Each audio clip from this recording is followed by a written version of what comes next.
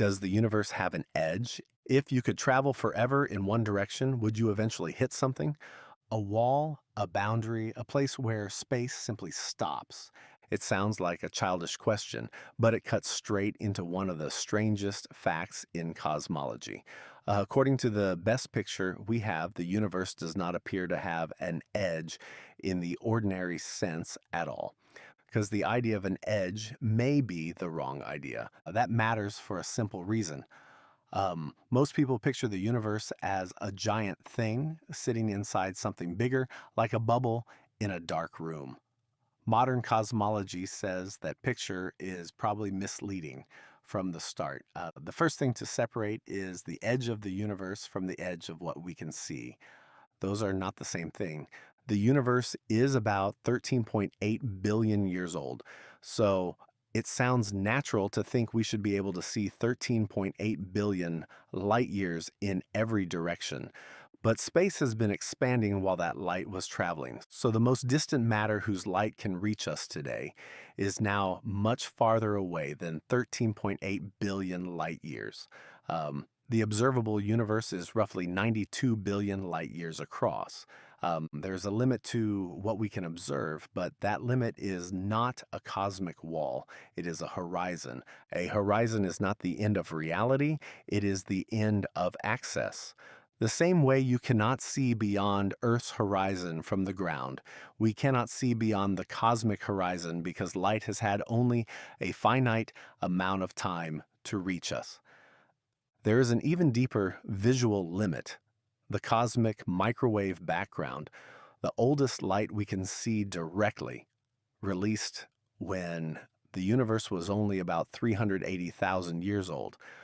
Sometimes people talk about that glow as if it were a shell at the edge of everything. It is not. It is a baby picture of the universe.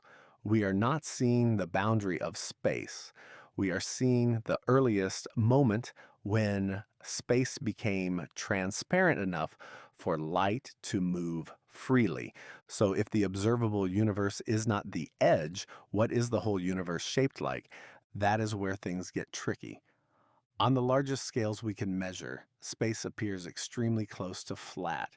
In cosmology, flat does not mean paper thin. It means the geometry of space does not show large overall curvature. Parallel lines behave the way you expect. Giant triangles add up the way they do in ordinary geometry, at least within the precision of our measurements. Data from Planck and newer measurements from the Atacama Cosmology Telescope strongly support that picture. But here's the twist. Flat does not automatically mean infinite. A flat universe could go on forever, but it could also be finite and wrap around in a more complicated way.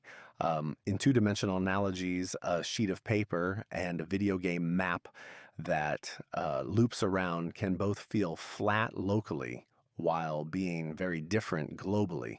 That is one of the hardest parts of this topic. Space can be finite without having an edge. Earth gives a simpler version of the same idea.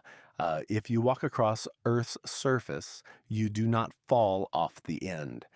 The surface is finite but unbounded. There is no border painted across the Pacific Ocean where the planet stops being a planet. Cosmologists think the whole universe could work like that in 3 dimensions, not a sphere floating in some external room, but a self-contained geometry where asking what is outside it may be like asking what is north of the North Pole. The question sounds sensible until the geometry changes the rules. This is also why the universe does not need a center in the way explosions do. The Big Bang was not matter blasting outward from one point into empty space. It was space itself expanding everywhere. From any galaxy, distant galaxies appear to recede on average. That does not make every galaxy the true center. It means the expansion is built into the fabric of space. This is where balloon analogies help and hurt at the same time. They help because dots on an inflating balloon all get farther apart without any dot being the center of the surface. They hurt because a balloon has an outside and the universe does not need one. So, the honest answer to where is the edge of the universe is not very far away. We do not see evidence for an edge at all. What we do see is a horizon, an expanding cosmos, and a geometry that appears almost perfectly flat across the patch we can measure. How do scientists test something this huge? Mostly by reading patterns.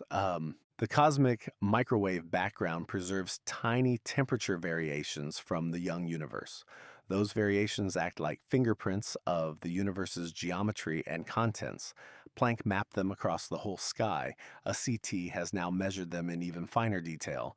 Euclid is building enormous three-dimensional maps of galaxies to trace how cosmic structure grew over time. If space had a strange wrapped shape on scales not wildly larger than our observable universe, it might leave repeated patterns in those maps or in the background light.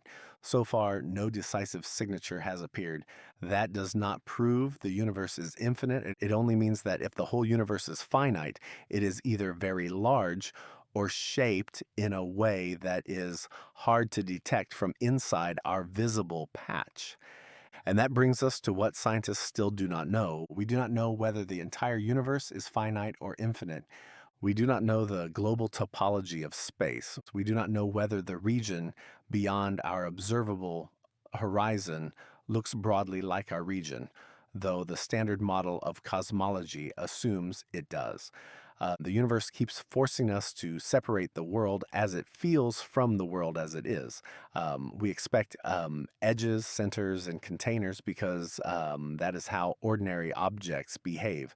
But the cosmos is not ordinary object. So the payoff is strange but clean. The universe may be finite, it may be infinite, it may have an overall shape so large or so subtle that we have not yet caught it. But the most likely answer is that there is no edge waiting out there in the dark. Not a cliff, not a wall, not a final shell of stars.